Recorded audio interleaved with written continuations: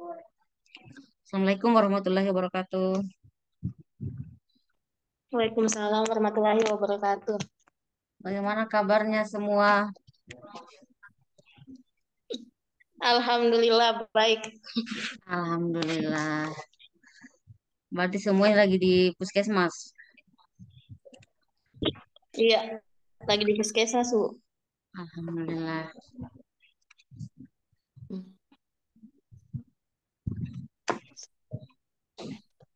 Kita mulai saja ya sambil menunggu beberapa teman yang belum join. Oke, Bismillahirrahmanirrahim. Alhamdulillahirrahmanirrahim. Hari ini hari Kamis 22 Juni 2023. Alhamdulillah kita bisa melaksanakan pertemuan pertama untuk bimbingan belajar UKOM untuk profesi nurse yang insya Allah akan dilaksanakan pada tanggal 21 Juli 2023. Alhamdulillah dari pusat kemarin sudah kita daftar dan kita koordinasi dengan panitia UKOM nasional. Sudah dilakukan pembayaran juga ke pusat. Tinggal kita menunggu kartu ujian. Kemarin disampaikan bahwa kartu ujiannya akan terbit 1 minggu sebelum ujian. Nah, kalau di pas pendaftaran awal itu kemarin saya coba daftar di Kabupaten Muna, namun untuk lokasi CBT-nya itu kita masih menunggu dari pusat apakah akan dikasih lokasi CBT di SMA 1 Raha karena di Kabupaten Muna kan ada juga kampus Agbit Paramata yang akan ujian. Siapa tahu akan disatukan dengan mahasiswa kebidanan karena jadwalnya sama, mungkin akan disamakan di satu lokasi. Itu kemungkinan ujiannya itu di Kendari ya, mungkin di Poltekkes atau di Stikes Universitas Mandalawaluya ya. Sedangkan Pak Nurdin itu ujiannya di Makassar, Poltekkes Kemenkes Makassar. Alhamdulillah tidak terasa waktu terus berjalan dan tidak cukup 1 bulan lagi ya pelaksanaan ujiannya. Eh, Kami dari profesi nurse dan dosen keperawatan berharap kepada semua teman-teman untuk benar-benar fokus dalam menghadapi UKOM ini. Utamanya ini memasuki minggu-minggu yang tidak lama lagi ya, sekitar 4 minggu lagi kurang lebih untuk menghadapi UKOM nasional ini. Dan kalau harapannya kami itu semua bisa langsung lulus di periode 1 ini sehingga bisa mengikuti wisuda di akhir tahun ini. Nah, karena kami ini sedang Amin. proses akreditasi juga, sedang persiapan. Jadi kalau teman-teman bisa lulus, akreditasi beres, langsung insya Allah bersamaan wisudanya dengan prodi ARS dan eh, Promkes ya. Insya Allah akhir tahun wisudanya. Nah, tapi kalau teman-teman belum lulus UKOM, ya berarti belum juga bisa wisuda ya. Semoga ini UKOM pertama sekaligus juga bisa langsung lulus. Siapa yang ya? Oke, pagi ini sesuai dengan jadwal yang sudah ditetapkan itu, kita akan membahas tentang prosedur pelaksanaan UKOM. Nah, ini ada panduan dari kementerian ya. Di sini bisa disaksikan ada pedoman persiapan uji kompetensi nasional untuk program studi profesi nurse.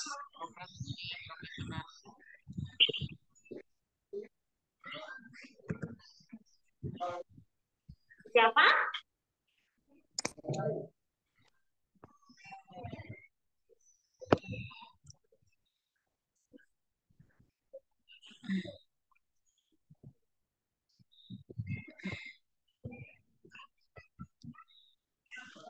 Nah, jadi calon peserta ini kita daftarkan secara kolektif oleh program studi calon peserta. Jadi mekanisme pemberitahuan dari program studi seperti yang telah kita lakukan kemarin para calon peserta lulusan. Tergantung ya, tergantung kami sebagai pengelola. Kemudian kemarin itu saya daftarkan di laman UNERS, tapi itu semua tergantung dari universitas masing-masing dan khusus admin prodi itu mendapatkan surat tugas ya dari pimpinan. Kemudian juga ya untuk peserta UKOM ini tidak sembarangan ya. Tentunya teman-teman semua sudah terdaftar di PDDikti, kemudian juga semua nilainya sudah terinput, sehingga teman-teman bisa kami daftarkan UKOM. Nah, di sini tentuannya itu mahasiswa profesioner yang lulus sejak 1 Agustus 2013 itu sudah memiliki ijazah namun belum lulus uji kompetensi.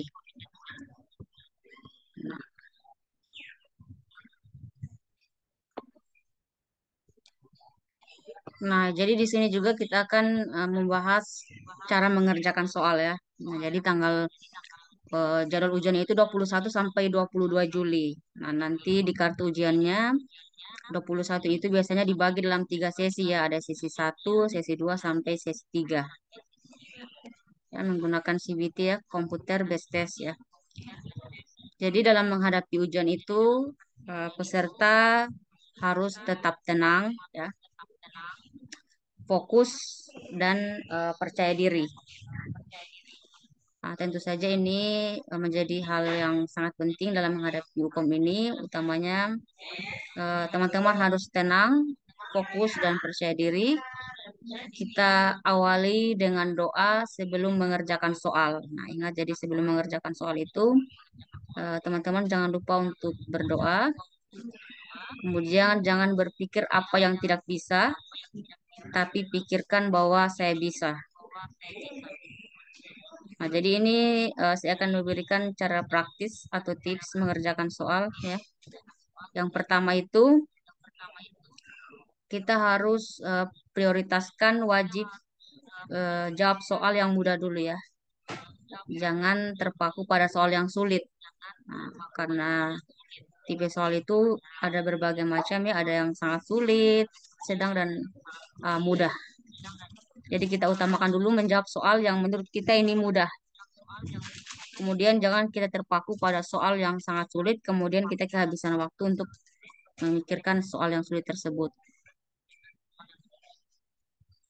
Nah, jadi kita pastikan semua soal itu kita jawab dengan menggunakan logika umum, ya, sesuai dengan apa yang sudah kita pelajari. Ya, jadi jawaban benar itu nilai positifnya 1 dan tidak ada nilai negatif pengurangan. Jadi diharapkan 180 nomor ini dalam 3 jam itu tetap harus dijawab. Ya. Karena satu soal nilainya 1, tidak jawab tetap nilainya 0. Nah, jadi pengurangan itu untuk jawaban yang salah, maka isi semua jawaban soal. Itu yang pertama ya. Prioritaskan jawaban yang mudah dan semua soal dijawab. Nah, kemudian yang kedua adalah baca dengan cepat setiap kata ya, atau metode skimming ya. Utamakan kecepatan membaca itu untuk ujian nasional itu 300 kata per menit. Dalam 300 kata, dalam 1 menit kita sudah membaca 300 kata. Dan lebih cepat, lebih baik. Nah, jadi jika dengan skimming ini belum bisa kita pahami, maka kita baca setiap kata penting saja atau scanning ya. Kemudian kita buat analisa dan kita putuskan berdasarkan data dan pertanyaan yang tertulis. Nah, misalnya datanya di situ ada kasus pasien yang hipertermia, misalnya suhunya 38 derajat Celcius. Dari situ sudah bisa kita menentukan jawaban soal.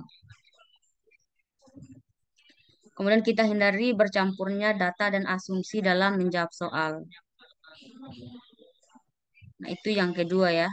Kita baca dengan cepat, usahakan 300 kata per menit. Kemudian kita bisa menentukan dalam soal itu mana yang penting dalam soal ini. Kemudian kita hindari bercampurnya data atau asumsi dalam menjawab soal.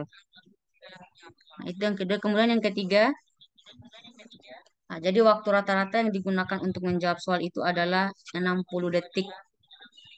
Rata-rata minimal itu 60 detik, 1 menit dalam satu soal. Nah, kebanyakan kita sudah menguasai soalnya, kita sudah yakin, saya yakin 100% saya sudah benar-benar menguasai soal dan materi ini. Namun kebanyakan kita kesalahannya di waktu.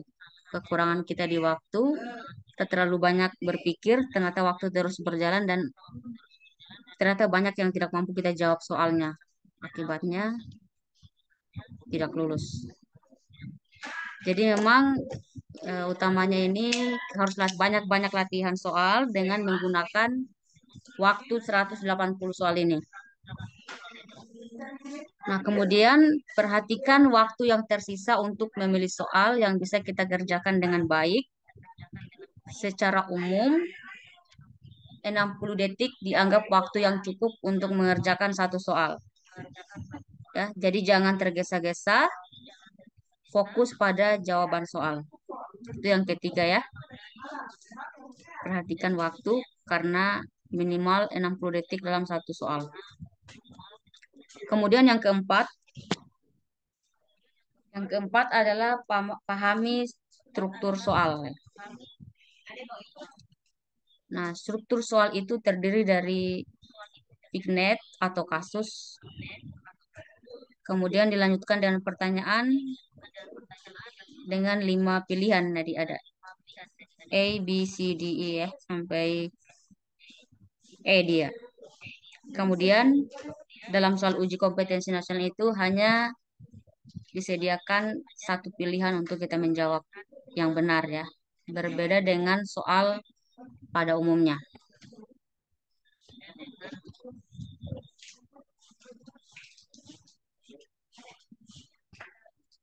Jadi dalam pilihan soal itu cuma ada satu yang benar. Kemudian itu yang keempat ya.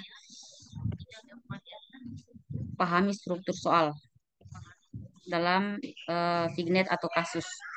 Kemudian yang kelima itu vignet itu biasanya berisi atas kasus klinis ya. Teman-teman kan di sini semuanya berada di pelayanan ya. Ya pasti sudah sangat paham bagaimana dengan kondisi di lapangan. Jadi ketika ada soal sudah bisa dibayangkan, misalnya soalnya itu soal kasus. Jadi dalam menentukan soal-soal kasus ini ada 3 hal penting yang harus diperhatikan. Yang pertama itu keluhan utamanya. Biasanya dalam soal ada keluhan utama. Ya, ada keluhan utama yang ditampilkan entah itu diare. Kemudian ada data klinis ya yang disajikan dan tempat pelayanan yang terjadi dalam kasus tersebut. Jadi kita harus memiliki kemampuan menggabungkan 3 hal penting tersebut dalam membantu mengarahkan untuk mengeliminasi 4 pengecoh. Karena dalam pilihan soal itu ada 5, jadi ada 4 pilihan itu yang selalu mengecoh atau soal distraktor ya. Jadi kita harus mencari satu pilihan jawaban yang paling tepat. Itu yang kelima. Kemudian yang keenam,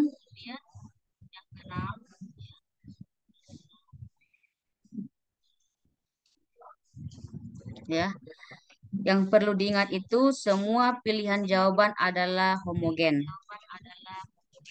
Tidak ada yang tampak mencolok salah satu itu berbeda. Jadi pilihan itu hanya dari rentang dari kurang tepat hingga sangat tepat atau rentang baik dan sangat baik. Jadi soal-soal itu pengecohnya dibuat berdasarkan kenyataan lapangan. Ketetapan pilihan jawaban sangat dipengaruhi oleh pemahaman teori dan kata kunci. Jadi maksudnya adalah dalam satu soal itu kita harus bisa menarik kata kuncinya dalam soal. Nah, jadi kita nanti ada latihan soal ya. Bagaimana untuk menentukan kata kunci dalam setiap soal. Nah, hari ini kita akan membahas sesuai dengan jadwal yang sudah dikeluarkan ya. Kemudian yang ketujuh itu perhatikan kata-kata kunci dalam pertanyaan seperti diagnosa prioritas atau prioritas diagnosa. Ada prioritas tindakan, tindakan terpenting atau tindakan prioritas. Jadi bentuk lain itu bisa berupa kata-kata seperti tindakan pertama, tindakan awal, tindakan segera, segera, awalnya, pertama, atau prioritas.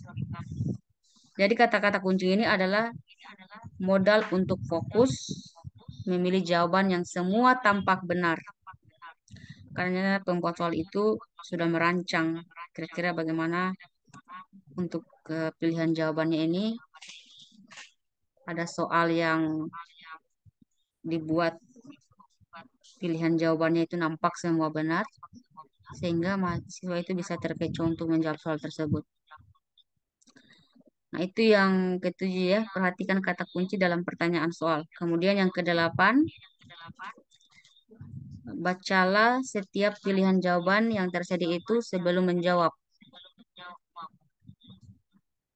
Jadi kita eliminasi atau abaikan pilihan jawaban yang salah atau tidak mungkin.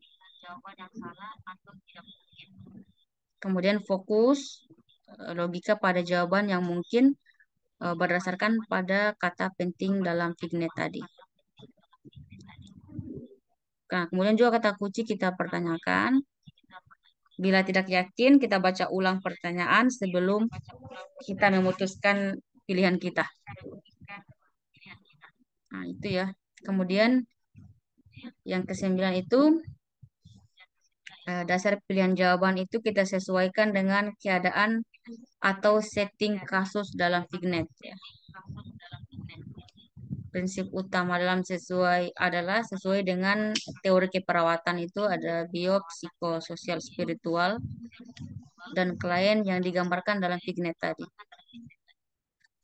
Kemudian prinsip ini bergantung juga pada banyak hal, misalnya setting pelayanan, kemudian setting atau lokasi kejadian kasus berupa kegawat daruratan ya. Jadi maka secara umum itu kita bisa memilih prioritas itu berdasarkan ABC ya. Ada airway, breathing, dan circulation. Nah, jadi perkecualian pendekatan ABC ini untuk algoritma bantuan hidup dasar yang berdasarkan kategori triase ya. Jadi teman-teman pasti mungkin sudah sempat baca, ada triase itu yang berlaku ada merah, kuning, atau hijau. Nah, itu adalah masalah etik keperawatan. Ya, itu atau masalah keperawatan. Kemudian bila kejadian kasus dalam Fignet kita di ruang rawat atau non gawat darurat, ya, misalnya ada kebutuhan Maslow. Nah, ini dicatat ya, kita Maslow. Ada fisiologi, ada rasa aman, kasih sayang, hingga ada aktualisasi diri. Jadi kita jadikan acuan memilih jawaban yang benar. Kemudian dalam memilih kebutuhan fisiologis ini berlaku juga dalam setting gawat darurat. Juga terdapat prioritas yang harus ditetapkan. Ada prioritas utama atau terpenting ya. Misalnya diagnosa ya. Maka pilihan yang paling penting itu yang paling mengancam kehidupan. Intervensinya juga merupakan yang paling penting, berdampak besar, atau mencegah timbulnya masalah lain. Kemudian ada prioritas waktu ya. Misalnya tindakannya. Maka pilihan sesuai dengan kata kunci yang terdapat dalam pertanyaan. Itu kalau dia menanyakan tentang tindakan. Nah, jadi kita jika ditanyakan prioritas pertama, maka carilah jawaban yang menunjukkan bahwa tindakan tersebut harus dilakukan pertama kali sebelum tindakan lain. Itu yang dimaksud dengan prioritas utama. Nah, bahkan tindakan terpenting lain itu kita perlukan tindakan tersebut terlebih dahulu. Nah, tapi kalau misalnya pertanyaannya itu tentang tindakan utama, maka kita pilih hal terpenting yang harus dilakukan sesuai dengan kebutuhan kasus ya dalam soal. Misalnya ada kasus komunitas ya, manajemen, etik dan hukum, atau pengembangan profesionalisme.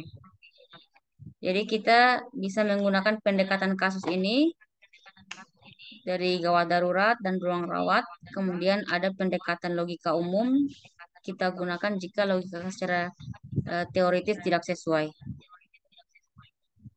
Itu yang ke-9 ya. Kemudian yang ke-10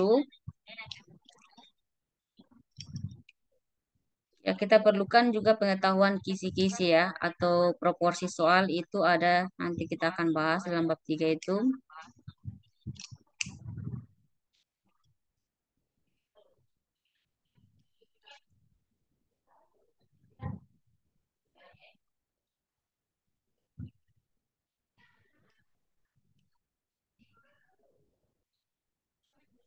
Nah, itu yang dimaksud dengan cara mengerjakan soal. Nah, jadi nanti untuk prosedurnya itu teman-teman setelah mendapatkan kartu ujian 1 minggu sebelum ujian ya nanti di print memang masing-masing, kemudian fotonya ditempel, kemudian 2 hari sebelum ujian itu sudah berada di kota untuk lokasi ujiannya. Nah, kemudian eh, tetap jaga kesehatan ya utamanya dan selalu fokus ketika menghadapi UKOM ini. Nah, itu tadi terkait prosedur pelaksanaan UKOM ya. Nah, kemudian juga tadi kita sudah bahas cara mengerjakan UKOM. Ada yang ingin ditanyakan?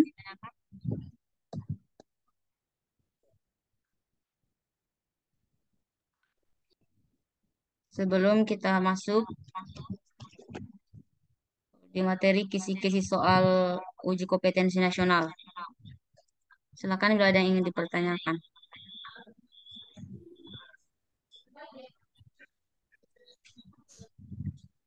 Untuk saat ini mungkin belum ada, Bu.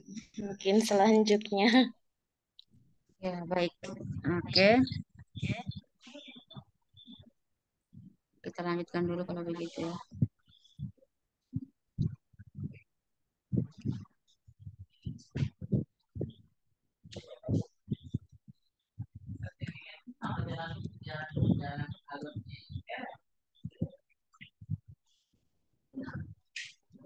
Nah, jadi selanjutnya ini saya akan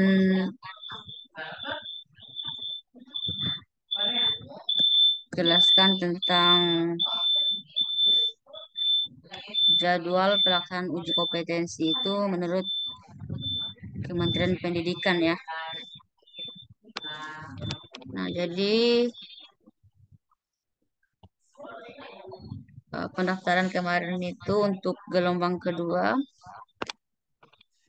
Nah, teman-teman ini masuk di periode 2 ya. Jadi pendaftaran itu 22 Mei sampai 22 Juni. Hari ini sudah terakhir ya untuk pendaftaran. Kemarin sudah didaftar, kemudian sudah dibayar juga di pusat. Kemudian ini pelaksanaan ujiannya itu 22 sampai 24 Juli. Jadi itu yang akan melaksanakan ujian ada D3 Teknik Gigi, D3 Teknologi Elektromedis, ada D4 Fisioterapi, D4 Gizi, D4 Teknologi Rekayasa Elektromedis, Profesi Apoteker, Profesi Bidan, dan Profesi Nurse. Jadi ternyata yang di D4 kebidanan ya, D3 belum. Oh ya, termasuk D3 kebidanan ya. Jadi ujiannya itu 22 sampai 24 Juli. Berarti 22 itu hari apa kira-kira? 22 Juli itu hari Sabtu. 22 sampai 24 berarti Sabtu Minggu Senin ya. Kemudian teman-teman sudah bisa mendengar pengumumannya itu 13 Agustus. Nah, biasanya itu 1 bulan setelah pelaksanaan ujian sudah keluar hasil UKOM-nya. Nah, jadi peraturan sekarang itu ya alhamdulillahnya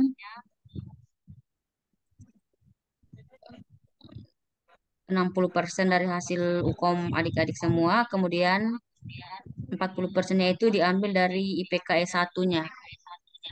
Jadi bersyukur kalau IPK S1 keperawatannya itu tinggi IPK-nya ya, karena akan diakumulasi dari IPK ijazah S1-nya, hasil transkrip nilainya. Kalau misalnya hasil UKOM-nya rendah, kemudian IPK S1-nya juga rendah, nah itu sangat rentan sekali untuk bisa lulus. Jadi diharapkan usahakan kalau misalnya apalagi IPK S1-nya rendah, usahakan untuk UKOM-nya ini nilainya tinggi. Minimal paling minimal sekali itu usahakan 95 soal yang benar dalam 180 soal itu. Itu untuk bisa mendapatkan kompeten. Itu untuk periode 2. Nah, ini ada periode 3 juga. Periode 2 gelombang kedua. Nah, ternyata gelombang kedua itu pendaftaran 19 Juni sampai 19 Juli. Nah, tapi semoga yang sudah mendaftar periode 1 tidak akan mendaftar lagi. Semoga ya di periode selanjutnya. Nah, saya harap semuanya bisa lulus yang akan melaksanakan hukum ini. Nah, kalau bisa Amin, semua amin. aktivitas-aktivitasnya yang tidak terlalu serius, yang bisa ditunda dulu ya, dikesampingkan dulu ya, difokus dulu ini. Nah, kalau kami dulu itu betul-betul fokus ya, 3 bulan sebelum ujian, sudah fokus dengan soal-soal, kemana saja selalu ada buku-buku kecil ya, apakah itu yang hafalan-hafalan yang perlu kita hafal, cara mengerjakan soal, dan kisi-kisi soal-soal yang harus dikuasai. Itu tentang ajaran pelaksanaan hukum menurut Kemenristek Dikti ya. Ada yang ingin ditanyakan tentang ajaran hukum ini?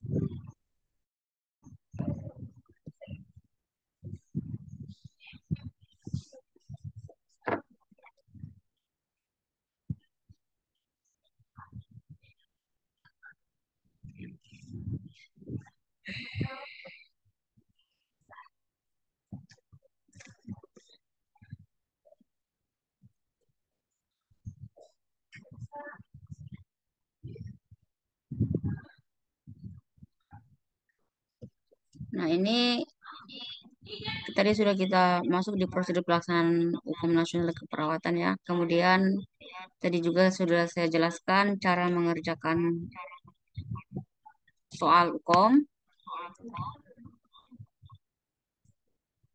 Sekarang saya akan membahas sedikit tentang strategi lulus ya, kisi-kisi soal UKOMNAS, khususnya bagi peserta exit exam.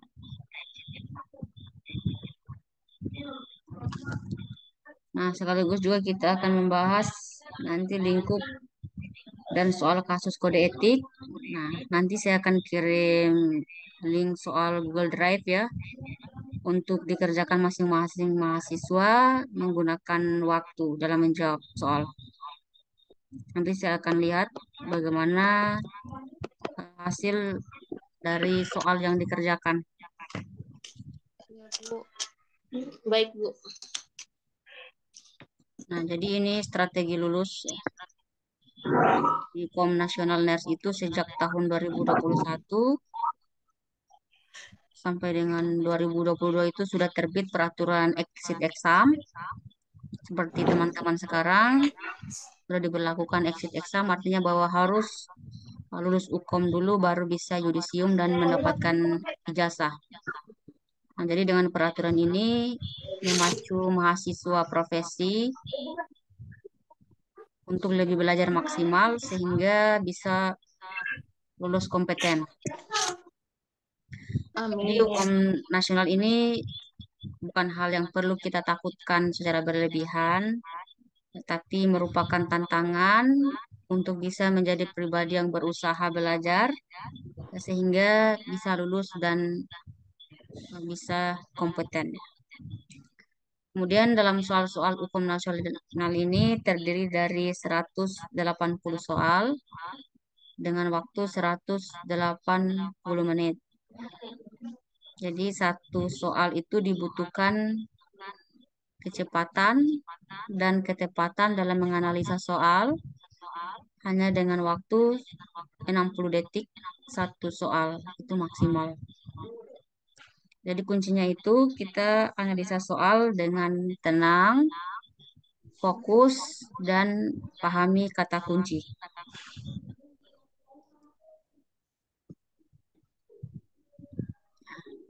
Jadi ujian hukum nasional ini memakan waktu 3 jam atau 180 menit.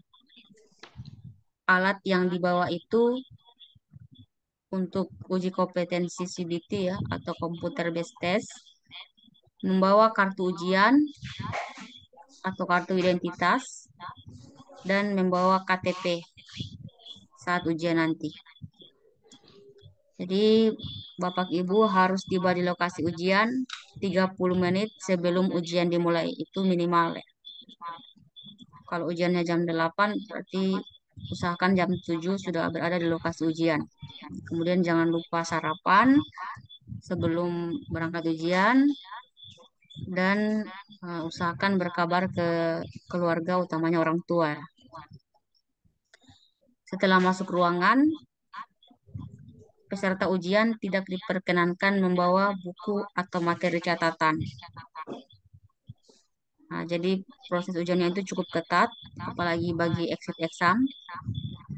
Jam tangan dilepas, kamus, kalkulator, kamera dalam bentuk apapun atau alat elektronik lainnya yang dapat membantu ujian. Nah, bahkan untuk mencakar saja itu tidak dikasih untuk kertas mencakar, semua harus dipikirkan sendiri untuk jawabannya.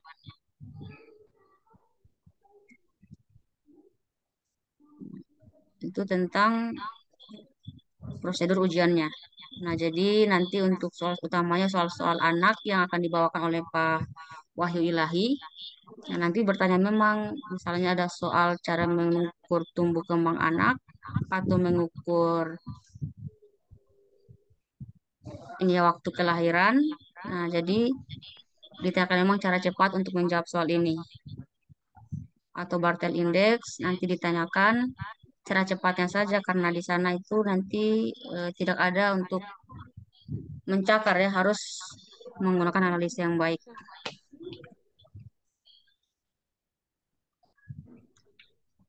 Nah, jadi teman-teman ini ada 8 dosen pengajar untuk hukum ini, jadi saya harapkan untuk serius. Nah, ada juga ini Pak Adi Triwurjatmiko ya, yang ahli di keperawatan gawat darurat. Nanti beliau juga akan masuk. Jadi teman-teman benar-benar harus serius dan tidak boleh untuk tidak lulus ya pada periode 1 ini.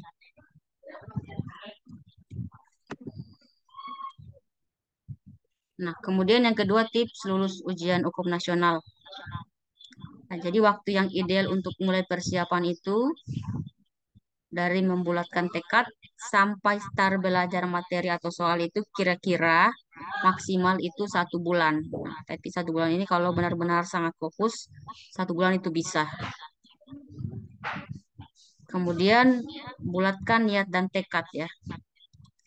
Tancapkan dalam hati jika hukum nasional ini akan menjadi ujian terakhir bagi teman-teman. Bayangkan senyum kedua orang tua bila teman-teman lulus ujian hukum nasional ini. Ya, mintalah doa dan restu mereka. Jadi penentu dari 5 tahun teman-teman semua melaksanakan perkuliahan ini dari hukum ini. Karena walaupun yang selesai kalau tidak memiliki STR juga diperbolehkan untuk mengelola pasien. Nah, kemudian dari pengalaman periode ke periode,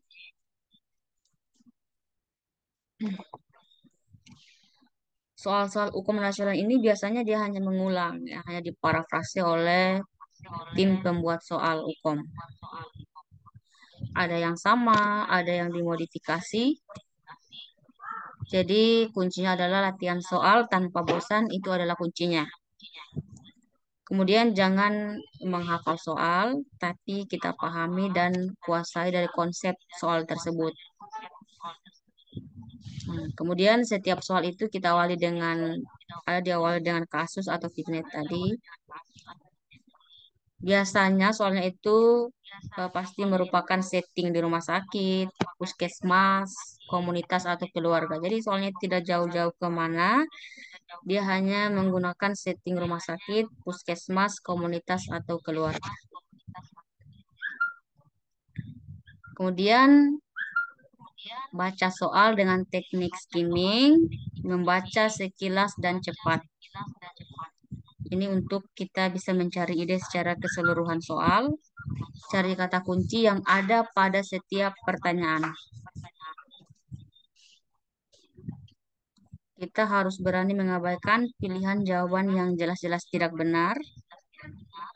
Jadi kita melakukan ini itu merupakan kesempatan yang besar untuk memilih jawaban yang benar. Menggunakan waktu yang lebih lama untuk fokus pada jawaban yang lebih besar kemungkinan benarnya, sehingga kita tidak membuang waktu dengan percuma. Kemudian dalam menjawab soal, gunakan logika ya.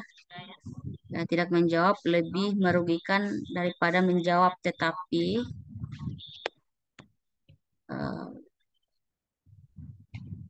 harus dalam 180 soal itu usahakan semua dijawab, karena tidak menjawab itu tetap nilainya 0. Ketika menjawab benar adalah nilainya 1. Kemudian kalau waktunya masih ada tersisa, koreksi kembali jawaban bila masih ada waktu, tapi usahakan jangan mengganggu lagi jawaban yang sudah dianggap benar ya. Kemudian jangan pernah mengerjakan ujian dengan tergesa-gesa. Harus tenang, rileks, dan benar-benar fokus. Nah, jadi ini saya akan jelaskan tentang materi-materi pada uji kompetensi itu. Dalam keperawatan medikal beda, ini juga nanti ada dosen yang akan menjelaskan tentang keperawatan medikal beda ini, dan ada Bumbaya ya. Jadi teman-teman harus menguasai 8 sistem ini. Sistem pernapasan, sirkulasi, persarafan, pencernaan, perkemihan, muskulo, dan integumen. Utamanya pasien pneumonia, asma, TBC, PPOK, dan efusi pleura. Ini sudah pasti muncul dalam kasus-kasus penyakit ini. Kemudian dalam sistem sirkulasi itu ada pasien anemi, hipertensi, jantung koroner, dan gagal jantung. Dan sistem persarafan itu biasanya pada pasien stroke dan cedera kepala. Jadi ini dari kasus-kasus ini bisa di-searching memang kira-kira pneumonia itu apa, gejalanya apa, penata laksananya bagaimana. Termasuk CKD ya, gagal ginjal, prostat, infeksi saluran kemih. Ada juga pada pasien fraktur, luka bakar pasti ada ya, diabetes mellitus, HIV/AIDS, DHF, dan malaria. Nah, ini keperawatan kritis nanti akan dijelaskan oleh Pak Adi. Perawatan anak nanti akan dijelaskan oleh Pak Wahyu Ilahi. Jadi ini minta dijelaskan ya, tumbuh kembang anak, pemeriksaan DDST, terapi bermain, pemberian imunisasi anak, asuhan keperawatan bayi prematur, asuhan keperawatan anak leukemi, hemofilia, talasemia, anemia, dan hospitalisasi pada anak, anak dengan kebutuhan khusus atau autis. Nah, untuk maternitas ini nanti akan dibawakan oleh Bu Nurhansar Sarmin ya. Ada asuhan keperawatan ibu hamil, pemeriksaan Leopold skala 1 sampai 4, askep postpartum, askep tur KB, ibu risiko tinggi. Nah, utamanya itu untuk maternitas. Untuk maternitas biasanya soalnya itu sekitar 15 nomor.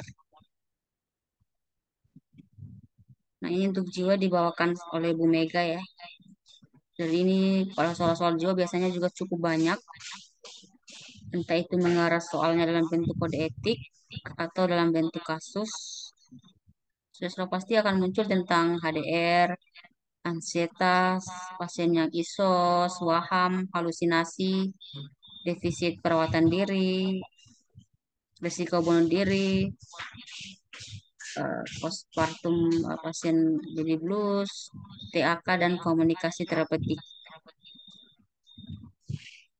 Nah, untuk komunitas nanti akan dibawakan oleh Bu Yaslin ya. Ini nanti dia akan menjelaskan bagaimana itu pengkajian kesehatan masyarakat, perumusan masalah kesehatan, intervensi keperawatan, dan tindakan bersama masyarakat. Nah, utamanya ini dia biasanya soalnya dalam bentuk hipertensi, DM, TB, gizi buruk, dan ISPA. Nah, biasanya untuk soal-soal komunitas ini dibuat soalnya cukup panjang, ya, sekitar beberapa paragraf. Nah, jadi teman-teman untuk menjawab soal-soal komunitas ini tidak perlu membaca dari awal sampai akhir isi soalnya, cukup langsung melihat isi pertanyaan soal, dan mengecek kata kunci dalam soal pertanyaan tersebut. Nah, supaya lebih menghemat waktu. Nah, ini keperawatan keluarga dan gorentik nanti akan dibawakan oleh Bapak Kelambi Parama. Nah, ini tentang keperawatan keluarga, utamanya pada lansia, ya. Pada keperawatan demensia dan depresi, pelayanan paliatif, dan komunikasi terapeutik. Nah, untuk manajemen keperawatan nanti akan dibawakan oleh Bu Intan Kumala Dewi. Nah, beliau manajer keperawatan di Rumah Sakit Cikarang.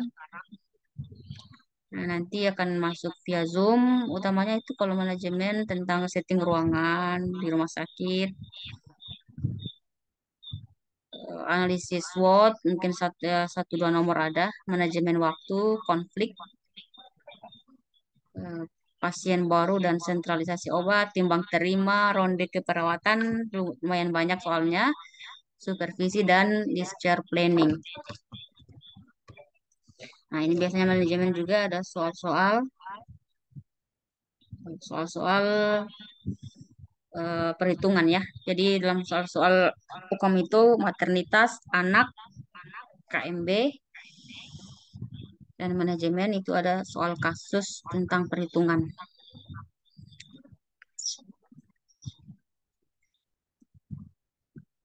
Nah, jadi untuk materi kita khususnya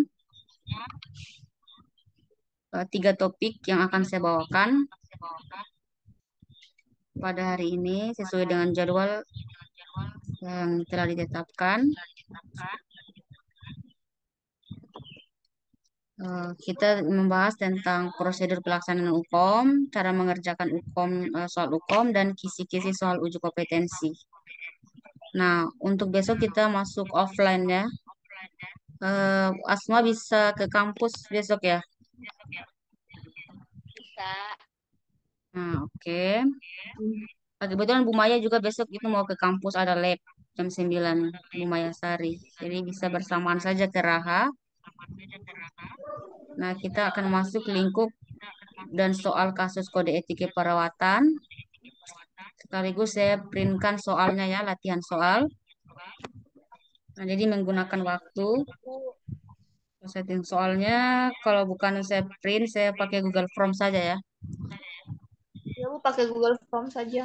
Pakai Google Form tapi di ruangan kelas ya, supaya waktunya Iya. bisa ditetapkan. Iya. Nah, karena satu soal satu nomor.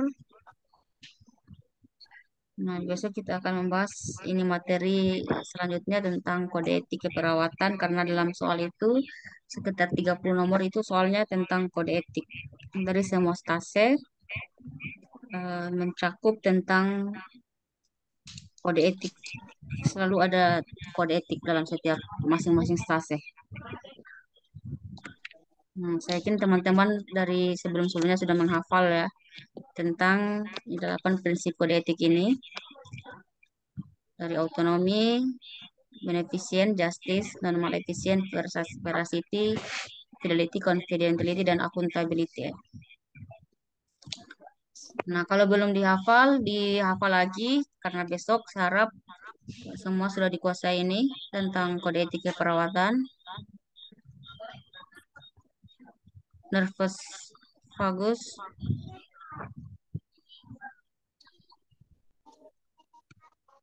Nah, jadi kemarin kan sudah saya bagikan panduan, itu sudah ada panduan dari Kemenristek. Nah, dibaca-baca lagi. Nah, nanti ini materinya ketika sudah dibahas saya akan share lagi.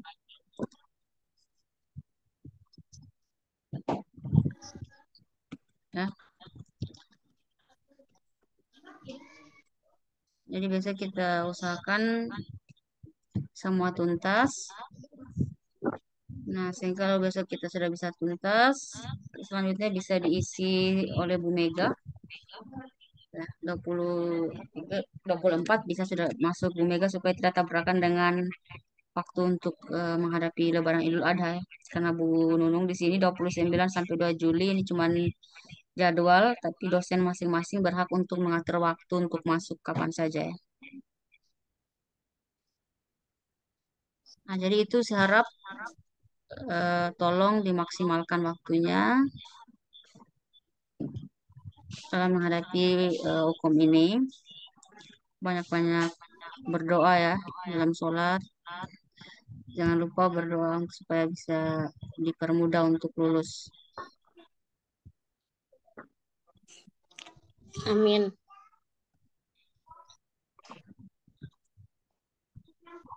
Nah, kira-kira ada yang mau ditanyakan?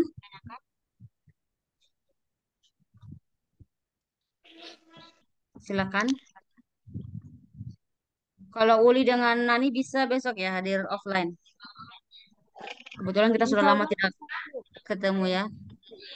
Ya, Bu. Nah, jadi besok ya kita jumpa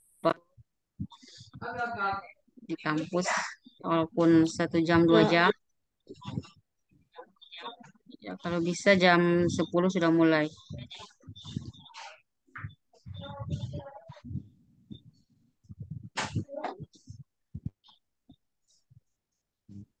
Kalau ada yang ingin dipertanyakan atau misalnya menemukan soal-soal kasus yang tidak dipahami, langsung chat saja ya. 24 jam bisa chat saja.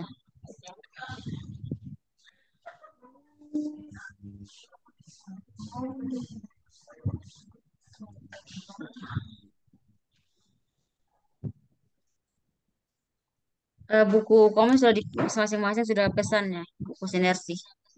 Sudah, Bu. Sudah datang. Oke, bagus. Nah, itu dimantapkan di buku itu juga.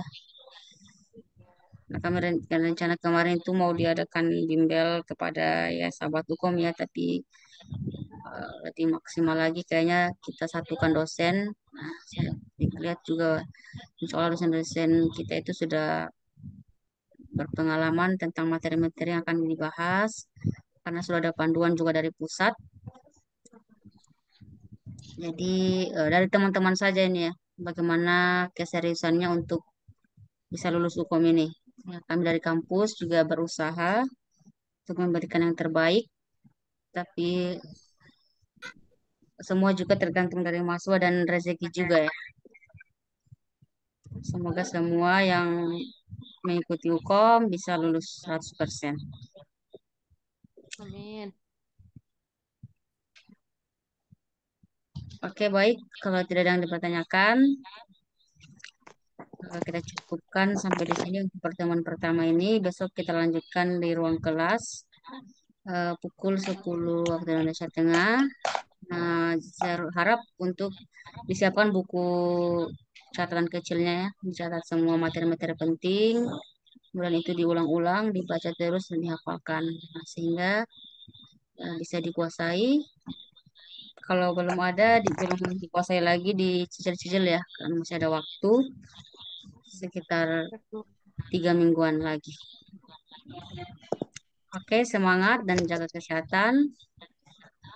Lihat di pertemuan kita dan wabillahi taufiq wal hidayah. Wassalamualaikum warahmatullahi wabarakatuh. Waalaikumsalam warahmatullahi wabarakatuh.